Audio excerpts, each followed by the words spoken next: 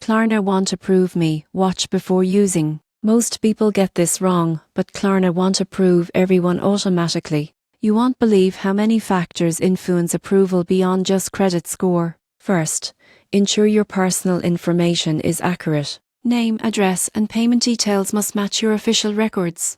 Mistakes here are a common reason for denial. Next, check your account and credit history. Klarna evaluates spending habits, recent account activity, and payment reliability. If you have multiple pending Klarna purchases or missed payments, approval may be denied. Device and location also matter. Using a new device, VPN, or shipping to a different address can trigger Klarna's risk systems, resulting in rejection. Always use familiar devices and verified addresses. Finally, understand Klarna limits. Some purchases exceed your temporary spending limit, leading to denial even if your account is in good standing. Betting payments or reducing the order total can help.